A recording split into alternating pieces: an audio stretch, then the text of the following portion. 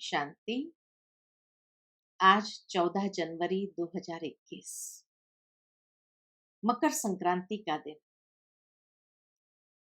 और मकर संक्रांति की सबको बहुत बहुत बधाई हो, मुबारक हो, मुबारक हो। मकर संक्रांति परिवर्तन का संकेत है और ये परिवर्तन सिर्फ हमारे जीवन में या हमारी मानसिकता में ही आए इतना नहीं, लेकिन ये परिवर्तन समय का परिवर्तन है। जिस तरह कहा जाता है कि सूर्य दक्षिणायन में होता है और इसलिए रातें लंबी, दिन छोटा होता है और चारों ओर शीत का वातावरण होता है। लेकिन मकर संक्रांति के बाद धीरे धीरे सूर्य उत्तरायण की ओर आने लगता है, अर्थात अंधकार से प्रकाश की ओर। दिन लंबे होने लगेंगे, रातें छोटी होने लगेंगी। खुशहाली हरेक के जीवन में व्याप्त होती है। तो समय के चक्र में अगर देखा जाए तो ब्रह्मा का दिन और ब्रह्मा की रात्रि, सतयुग त्रेता युग को ब्रह्मा का दिन माना जाता है, द्वापर युग कलयुग को ब्रह्मा की रात्रि मानी जाती है। और ये रातें काफी लंबी हो गई, चारों ओर दुख शांति बढ़ती जा रही है। इतना ही नहीं, लेकिन जिस तरह वातावरण में भी शीत काल होता है, ऐसे लोगों का हृदय भी एकदम शीत हो गया। मानसिकता में भी एक शीत लहर है, अर्थात कोई उमंग उत्साह नहीं, कोई खुशी नहीं। डिप्रेशन के शिकार लोग बनते जा रहे हैं। परंतु जब परमात्मा ज्ञान सूर्य इस संसार में अवतरित होते हैं तो ये मकर संक्रांति का संदेश कि अब ये ज्ञान सूर्य हम सब आत्माओं को अंधकार से प्रकाश की ओर ले जाते हैं, अर्थात अब कलयुग से सतयुग की ओर हमारी यात्रा है, संक्रांत है। और इसलिए जब यह समय परिवर्तन है तो उसके साथ साथ जीवन के अंदर बहुत कुछ परिवर्तन होता है। नई आशाएं, नई उम्मीदें, नए संकल्पनाएं, नए विचारों के साथ आगे बढ़ना होता है। विशेष संक्रांत इसी खुशी का प्रतीक है और इसीलिए हर कोई तिल और गुड़ को बांटते हैं या तिल गुड़ के लड्डू बनाकर बांटते हैं। तिल सबसे सूक्ष्म होता है और वास्तव में सबसे सूक्ष्म आत्मा है। तो परमात्मा जब इस संसार में आते हैं तो सब आत्माओं में जीवन की श्रेष्ठ धारणाओं के आधार पर ज्ञान का उदय, ज्ञान का तीसरा नेत्र जब उनका खुलता है तो उनके व्यवहार में, संबंधों में परिवर्तन आने लगता है। वो शीत समाप्त होने लगती है और जिंदा दिली, खुशी, उमंग, उत्साह जीवन में छाने लगता है। और इसी उमंग उत्साह के साथ जब व्यवहार में आते हैं तो बहुत सुंदर मधुरतापूर्ण व्यवहार होता है। तो गुण मधुरता का प्रतीक है, प्रेम का प्रतीक है।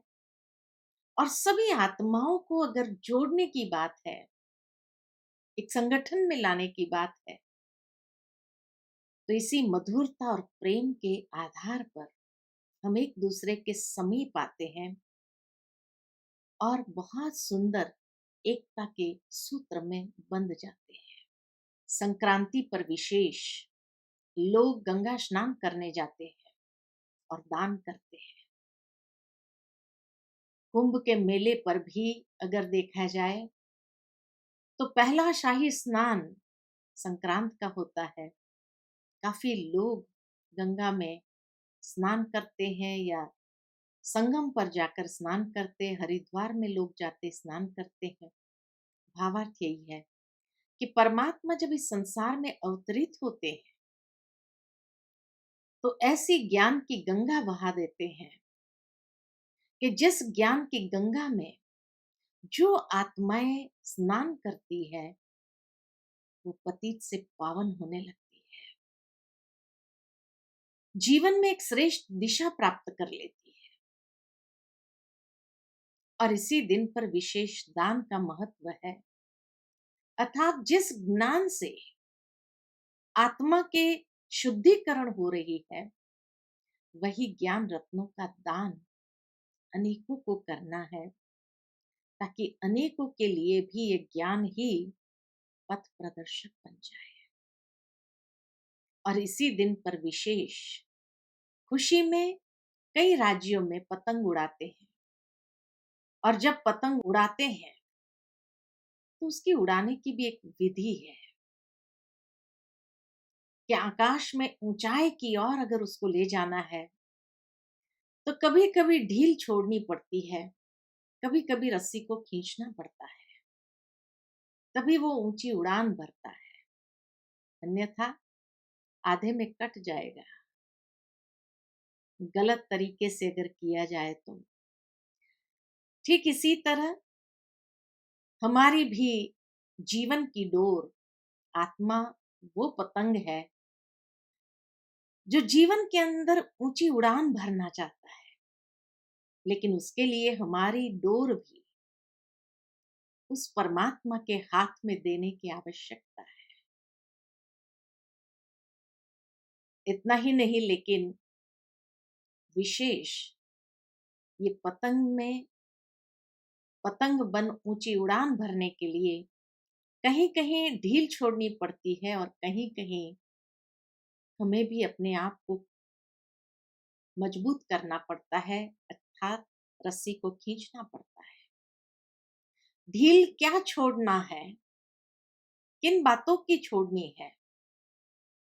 कई लोगों ने जीवन के अंदर कई पुरानी बातों को पकड़ के रखा है, अब उसको छोड़ दो, ढील छोड़ो, क्योंकि जब तक ये बातों को छोड़ेंगे नहीं तब तक हम ऊंची उड़ान भर नहीं सकेंगे। और कुछ बातों के लिए कसना है, अर्थात जीवन में जहां मर्यादा की बात हो, संयम की बात हो, चाहे वाणी का संयम हो, कर्म का संयम हो, विचारों का संयम हो, भावनाओं का संयम हो, उसमें अपने आप को कस करके रखना है, पकड़ के रखना है। और पुरानी बातों को, व्यर्थ की बातों को, अननेसेसरी बातों को हमें छोड़ देना, क्योंकि तभी हम भी मुक्त गगन में खूब अच्छी तरह से खुशी के साथ, उमंग उत्साह के साथ उड़ान भर सकेंगे। तो इसीलिए मुक्त गगन अर्थात बहुत सहजता से जीवन में मुक्ति का अनुभव करते हुए हम भी खुशी खुशी आगे बढ़ते जाएंगे अपनी नई दुनिया, सत्युग की दुनिया की ओर। भारत में कई राज्यों में तो ये मकर संक्रांति का त्योहार मनाया जाता है, लेकिन एक दिन पूर्व पंजाब में लोहड़ी मनाई जाती है। लोहड़ी अर्थात खुशियां हैं, जहां सभी रात्रि के समय में एक जगह पर इकट्ठे होकर के लोहड़ी जलाते हैं और एक दूसरे के साथ बहुत सुंदर मधुर मिलन करते हैं। और इसी तरह अगर साउथ में चले जाओ, पोंगल मनाते हैं, जहां विशेष सब मिल करके एकत्रित होकर के भोजन करते हैं, प्रेम से एक दूसरे से मिलते हैं। कहने का भावार्थ, मिलन मनाने का ये सुंदर अवसर है, ये दिन है। तो इस विधि से संक्रांत का महत्व अलग अलग राज्य में भले अलग अलग नाम दिए गए हैं, लेकिन ये उत्तरायण की ओर आगे बढ़ने का संदेश है कि हमें भी अभी अंधकार से प्रकाश की ओर आगे बढ़ना है। इन्हीं शुभ भावनाओं के साथ सभी को पुनः बहुत बहुत संक्रांत की मुबारक हो, मुबारक हो, मुबारक। To watch Peace of Mind channel videos on YouTube, subscribe us on youtube.com/tvpeaceofmind. Just a click for a peaceful life.